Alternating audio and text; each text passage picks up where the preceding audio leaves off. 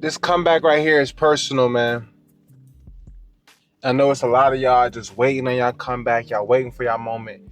And this is gonna be a little transparency video. Transparency video slash motivation. Like I get it. I've been there. I understand. 2023 was I'm not gonna say the hardest year of my life, but the most challenging year of my life. The most challenging year of my life. I spent so many years grinding, reading, paying for coaching, studying, learning to be prepared for ultimately what I thought I was ready for and was, building a successful business, right? And I was succeeding. I was doing everything I was supposed to do, but there were still things that I just was not even aware of to even develop in myself yet. It's like sometimes you don't know, not sometimes, but most of the time you don't know what you don't know. You don't know what you don't know. And unfortunately, sometimes it takes losing, right? It takes lessons. It takes very challenging lessons to even become aware of what you need to develop in, you know? I'm trying to adjust this time. Adjust this. Sometimes it takes tough lessons slash losses to really understand where in areas in life we need to develop, you know? So I went from succeeding with hitting 10K plus in a month with my business to watching everything crumble. And it's not because of the business was failing, it's because I was failing the business. And it's something like, you grow really fast and there's so many things you got to have in place and you don't. And production gets slowed up and things get delayed and it slows down money and it slows down cash flow and it slows down so many aspects in your business. And it's funny because there's some people, it's a very, it's, it's not a title, it's not like a trophy or nothing like that, but there's few businesses that suffered or failed because of becoming too successful too fast, from reaching out, from growing too fast. It can damage you. It can damage you, and that's why I learned that slow and steady wins the race. Like patience, not forcing things. Allow things that come through the repetition and hard work and dedication and things like that. Sometimes things do just grow, and maybe you're ready, right? Maybe you've been pushing it off and holding it back for years, and you're actually ready, but you just been, you know, preventing yourself from taking that step, right? But there's some areas in life, and I think it's all a part of God's plan and how we're going to learn things and how we're going to understand things. But this journey in itself has brought me strength in my relationship with God. People don't know, but with entrepreneurship in general, it's going to take faith. It takes faith. It takes faith. Believing in something beyond yourself, understanding that this is, way bigger than you, way more important than you. And this journey and this process in itself changed the way I view life, man. It changed the way I view life. Not only that, but just like when you are as an entrepreneur, sometimes you are let me change this. As an entrepreneur, sometimes you are sacrificing a lot of things to become more successful. You're neglecting different people that you care about, your family, friends, different things like that, because you're so on the grind, you're committed. I mean, you're spending like 12 plus hours a day locked in. Everybody sleep. When you're up and before you go back to lay back down, everybody else is asleep. So you miss out on a lot. You miss out on a lot. And it's almost as a, and then and I told you guys this before. I was preparing to have my first child, and there was a lot of complications stemming with that, and we found out the baby wasn't going to make it, and there was just a lot of things that went on just in that 1 year, and me just trying to like catch a knife while it's dropping, and it's horrible. It's horrible. And in that, I'm just realizing all the areas in life where I need to improve, all the areas in life where I need to improve, and all the way up to this point in my life, I've been very hard on myself. I've been very hard on myself, very tough on myself. I was always the person that was just like, go, go, go, go, go. Like no excuses. Keep going, keep grinding. Let's get it out the mud. Chase numbers, chase goals, chase results. And I realized that, wow, I didn't really have my priorities straight, right? Yes, I'm not saying that a man shouldn't chase his purpose and chase success, chase the things that's gonna help him provide, right? But when it comes to the priority of things, right? And here's the thing. if your mother was sick, if your wife was sick, if your children were sick, would you not drop everything to go see them, to spend time with them? And it's like, that's the thing. Tomorrow's not promised. So even in our pursuit, we need to make sure that first things first. First things first. We need to learn how to build the things that we are like, your success and things like that. Your legacy is to better take care of and provide for and be a security for the people that you care about, right?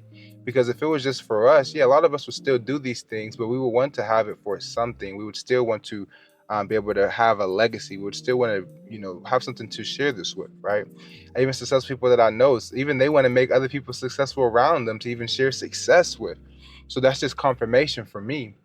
So it's like, how can I put all these things above that when this is a part of which keep my motivation, and I'm neglecting it? And also too, you tend to focus so much on money and results that you start to make, oh, money your idol. And when making money your idol, as means that when you look at this thing, when you are making more sacrifices for this than anything else, if you're making more sacrifices in your life for money than anything else, you have made money your God. And I wasn't in my Bible. I wasn't going to church consistently. I wasn't going to church at all. I wasn't reading the Bible at all. And I would pray, but I wouldn't go to God with all my problems, right? I thought money was my problem, and I thought money was my answer.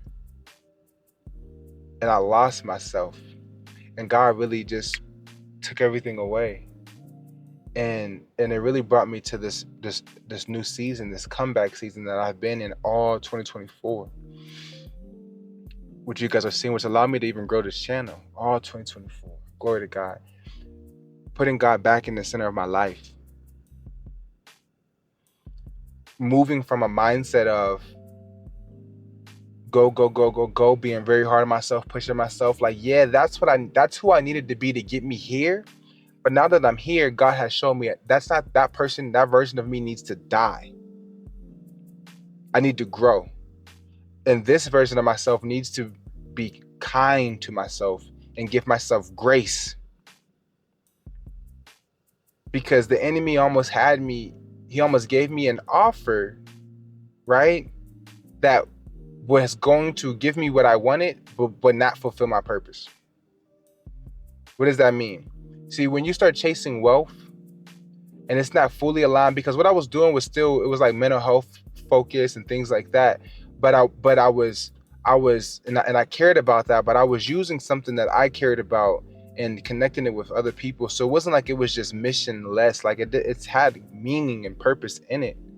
But God had a greater purpose for me. So the enemy tried to give me this purpose to gain the desires of my heart, which were all out of order. And instead of me doing what God, the purpose God had for me, that was more aligned with the real desire, what God was giving me, the desires of my heart. Like, this is what you should desire. This is what I put you here for. This is who you are. And you have gone so far on your own, and this is a part of God's plan too. God plans for your mistakes. God plans for you, your fault, your stumbles. God plans for all those things. He plans around it, because he everything, God will always make good with what he has called, right? You are already qualified when you're called. You're already justified when you're called, right? God wants to use you. So that may put a focus on me, that I understand that, like, wow, like, God has something greater for me, and I have to slow down. And it put me in a season of healing from everything that happened, healing with myself, changing the way I speak to myself, changing the way I think of myself, changing the way I interact with people, being more present. God showed me how focused I was and attached to my goals, that I wasn't even present for the people that was in my life. I was so tunneled in. I was so locked in. I wasn't even aware of the years. Like people are getting older. Nieces and nephews are getting older, and it's like, bro, I'm missing out on so much. I'm missing out on so much. I'm 29 now, and it's like, man, like from 21 to 29, really before that, right? Really like 17 to 29, I've just been completely locked in. I've missed out on so much. There's people getting older, and my relationships, I have not developed the relationships with the people that I love and care about. And it's like, I have to kill that version of myself to fully accept and step in what God has for me. And the gym, working out, helped me really heal. Working out helped the healing process and helped my growing process, because I was in so much pain, but it was like I was so lost and confused. I was chasing the wrong things in life. I was chasing the things that come with the fruit of you for chasing your purpose. And I thought I knew what my purpose was, but I was actually just aligning it with what I was desiring. And ultimately that was success, right? I come from poverty.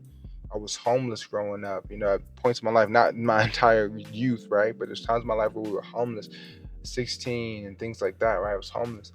And I always thought that, well, we always struggle with money, so I needed to figure out a way to make money to break the generational curses.